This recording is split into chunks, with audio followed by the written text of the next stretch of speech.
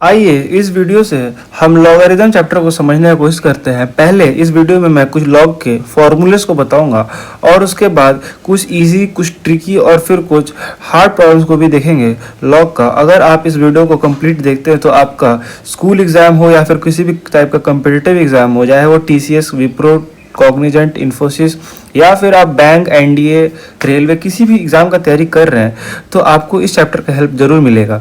Easy question आते हैं फॉर्मूले बेस्ड। पहले फॉर्मूला अगर आप समझ गए तो आपका एग्ज़ाम क्वेश्चन बहुत इजीली निकल जाएगा। हम यहाँ पे देखते हैं, अगर a to the power m is equal to x लिखा है तो आप इस m को बस यहाँ पे नीचे लिखिए और x जहाँ है वहीं रहेगा और a को नीचे आना पड़ेगा लॉग के साथ। मतलब कि अगर 10 टू द पावर 3 है तो ये बन जाएगा, आप इस 3 को डायरेक्टली यहाँ पे लिखिए और उसके बाद इज इक्वल टू में लॉग यहाँ पे 1000 और नीचे आएगा 10। ऐसे आप लिख सकते हैं क्योंकि देखिए ये 1000 जो है ये बनेगा 10 का पावर 3 और ये 3 सामने चला जा सकता है। 3 इज इक्वल टू 3 लॉग 10 10। अब हमें पता है जब यहाँ पे दोनों सेम हो जाए तो हम 1 लिख सकते हैं, तो 3 मल्टीप्लाई 1 हो जाएगा। तो देखिए आप LHS और RHS सेम हो गया। जैसे कि इस क्वेश्चन में समझते हैं, इस क्वेश्चन में -3 को क्या करना पड़ेगा, हमें यहाँ पे लिखना है और फिर लॉग में 1/8 और 2 हो जाएगा। ठीक है, हम इस प्रॉपर्टीज़ को भी देखेंगे कैसे इसको सॉल्व कर सकते हैं।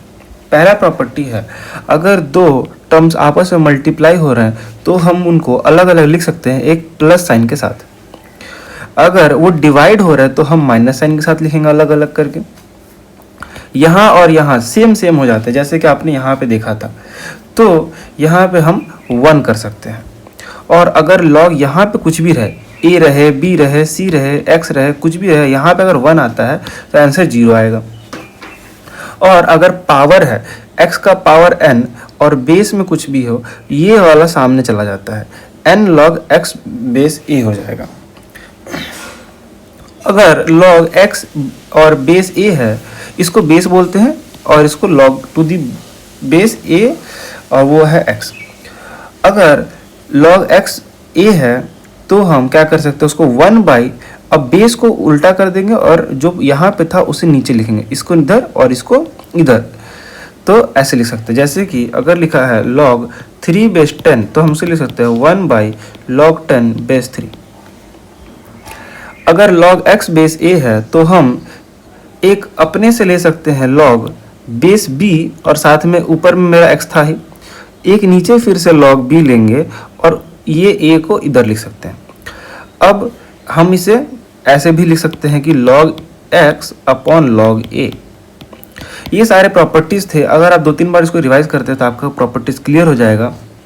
हम कुछ क्वेश्चंस की तरफ बढ़ते हैं। जैसे कि ये क्वेश्चन पूछता है, बताइए कौन सा सही है। तो पहला हमें दिख रहा है यहाँ भी सेम, यहाँ भी सेम, मतलब 1 आना चाहिए, ऑप्शन ए तो सही है।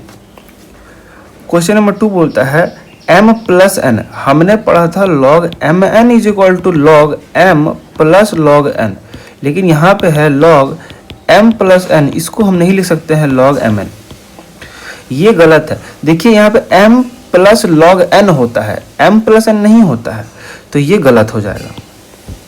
इसको देखते हैं, हमने यहाँ पे देखा था अगर यहाँ 1 आता है तो ये आंसर 0 आता है, तो इसका मतलब ये सही है। अगर D पे चला जाए तो log m plus n plus p, इसको हम ऐसे लिख सकते हैं कि नहीं। देखिए ऐसे तो जनरली नहीं होता है, हमें पता है log mn को लिखते हैं हम लोग log m plus log n, log आना चाहिए, डायरेक्टली ऐड नहीं कर सकते, लेकिन ये सही होगा। आप देखेंगे कैसे, ये हमें देता है log 1 प्लस 2 प्लस 3, इसका मतलब हो गया log 6। log 6 तो आएगा 3 प्लस 2 प्लस 1। अब हम log 6 को कैसे लिख सकते हैं, log 1 इंटू 2 इंटू 3 भी लिख सकते हैं। तो यहाँ पे हो गया log 1 plus log 2 plus log 3। तो ये एक स्पेशल केस था जहाँ पे ऐसा हुआ, ऐसा सारे क्वेश्चन के लिए नहीं होगा। ये इस प्रॉपर्टी से आया है क्योंकि हम 6 को लिख सकते हैं ऐसा, इसीलिए ये करेक्ट होगा। लेकिन ऐसा जनरली ये वाला फॉर्मूला में याद रखना है। क्वेश्चन नंबर 2 की तरफ मूव करते हैं। यहाँ पे हमें log 2 का वैल्यू दिया हुआ है, यहाँ पे हमें log 2 का वैल्यू दिया हुआ है और log 3 का वैल्यू दिया है। हमें फाइंड करना है log 5, log बेस 5 है और 5 1 2 ऊपर है, तो हम log 5 बेस 5 और 512 को कैसे लिख सकते हैं? log 2 to the power 9 base 5। यहाँ पे 9 सामने आना चाहिए, log 2 बेस 5 होना चाहिए। अब मैंने बताया था log a और b अगर होता है तो हम लिख सकते हैं log a by log b। 9 multiply log 2 by log 5 कर सकते हैं। यहाँ पे फिर log 2 हम इस 5 को कैसे लिख सकते हैं? क्या 10/2 नहीं लिख सकते? उसके बाद 9 इंटू log 2, और हम बताए थे log m/n अगर है तो ये होता है log m minus log n, तो ये होगा log 10 माइनस log 2। यहाँ से आता है log 2 बाई ये 1 हो जाएगा माइनस log 2, क्योंकि सारे बेसिस में 10 है।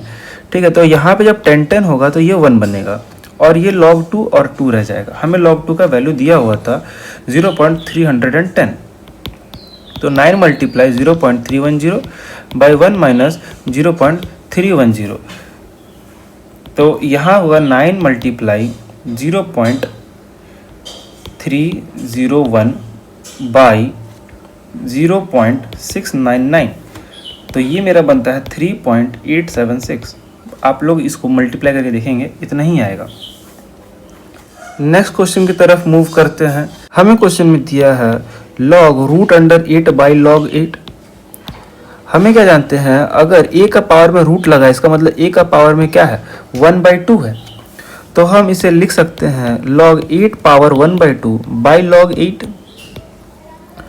अब ये जो 1/2 है इस सामने आ सकता है, तो 1/2 log 8 बाई log 8 हो जाएगा। ये log 8 कैंसिल हो जाएगा, आंसर आएगा 1/2। नेक्स्ट क्वेश्चन की तरफ मूव करते हैं। log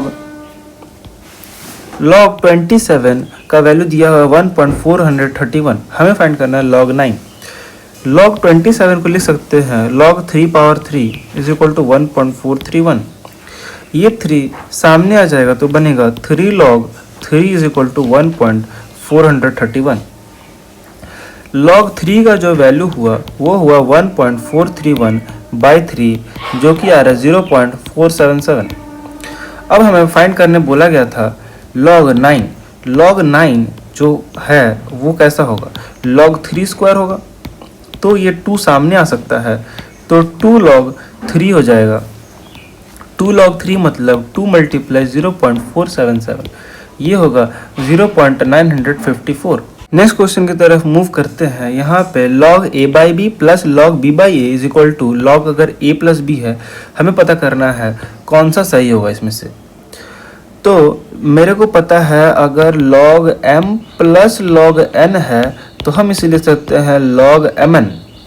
मल्टीप्लाई होता है तो यहाँ पे भी log a by B multiply b by A होना चाहिए, तो ये बनता है 1, और यहाँ पे क्या है log a प्लस बी, तो log 1 is equal to log a plus B आ रहा है, तो यहाँ से a प्लस बी का वैल्यू क्या हो गया 1, तो ऑप्शन ए सही हो जाएगा। नेक्स्ट क्वेश्चन की तरफ मूव करते हैं। हमें log 7 का वैल्यू पता है, हमें log 1/70 का वैल्यू निकालना है। log m/n का फॉर्मूला था log m minus log n, तो यहाँ पे हम लिख सकते हैं log 1/70 is equal to log 1 minus log 70। log 1 का वैल्यू 0 होता है तो माइनस log 70 आएगा, और log 70 को लिख सकते हैं log 7 इंटू 10, और log mn का फॉर्मूला था log m plus log n, तो यहाँ पे minus of log 7 plus log 10 होना चाहिए, तो माइनस log 7 का वैल्यू हमें दिया हुआ है a, देखिए यहाँ पे a दिया हुआ है, तो यहाँ लिखेंगे a प्लस 1, क्योंकि log 10 का वैल्यू 1 होता है, तो आंसर हो गया minus of a plus 1। Next question की तरफ मूव करते हैं। हमें log 2 का वैल्यू दिया है, log 10 का वैल्यू निकालना है। यहाँ पे log 10 में देखिए बेस 2 है और यहाँ पे 10 है, और हमें क्या पता था log 10 का वैल्यू 1 कब हो रहा था, log 10 जब था, मतलब बेस और ऊपर वाला अगर सेम रहे तब 1 होता है। यहाँ पे बेस और ये ऊपर वाला सेम नहीं है, तो इसे हम कैसे सॉल्व करेंगे, देखिए log a बाई बी जो था हम क्या किए तो उस समय log b बाई ए किए थे। ये एक प्रॉपर्टी था जहाँ पे ये रेसिप्रोकल हो जाएगा अगर 1 बाई में लिखा जाए तो। देखिए यहाँ पे वही रेसिप्रोकल लिखा हुआ है, तो हम क्या नहीं लिख सकते, log 10/10 ये जो फाइंड करना है इसे हम ऐसे लिख सकते हैं 1/log 2/10, और log 2/10 का वैल्यू क्या दिया हुआ है 0.301, तो हम लिख सकते हैं 1/0.301, जो कि हो जाएगा, अगर ये डेसिमल को हटाए तो यहाँ पर 3 जीरोज आने चाहिए, तो आंसर हो गया 1000/301।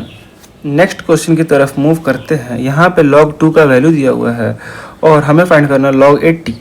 log 80 जो होगा वो होना चाहिए log 8 इंटू 10, जो कि log 8 प्लस log 10 हो जाएगा। बेस में 10 है तो ये तो मैं 1 दे रहा होगा, तो हमें ऐड करना है log 8 प्लस 1, और log 8 को हम लिख सकते हैं log 2 पावर 3 प्लस 1, तो ये 3 सामने आ जाएगा, ये बनेगा 3 log 2 प्लस 1। अब log 2 के संग अगर हम मल्टीप्लाई कर दे, ये वैल्यू 3 के संग अगर मल्टीप्लाई करें तो 3 इंटू 0.301 प्लस 1, तो ये बनेगा 0.903 प्लस 1 इक्वल टू 1.903 आंसर। इस क्वेश्चन को करने में आपको मजा आएगा। यहाँ पे देखिए log m plus log n है, तो log m plus log n अगर रहे तो हम इसे लिख सकते हैं log mn, मल्टीप्लाई कर सकते हैं, तो log 5 मल्टीप्लाई 5x प्लस 1, नीचे है 10, यहाँ पे होगा log x प्लस 5 10। यहाँ पे देखिए log, यहाँ पे अगर 1 लिखा है तो क्या हम नहीं लिख सकते log 10 लिख सकते हैं ना, तो यहाँ पे लिखेंगे log 10/10। यहाँ पे इसलिए लिखा गया है ताकि सारे log में आ जाए, फिर log काटा जा सके, ठीक है। तो log 25x plus 5 is equal to log 10 के संग मल्टीप्लाई हो जाएगा x प्लस 5, फिर यहाँ पे ये log और ये वाला log ख़त्म हो जाएगा, सिर्फ बचेगा 25x plus 5 is equal to 10 multiply x plus 5, जो कि बनने वाला है 25x plus 5 is equal to 10x plus 50।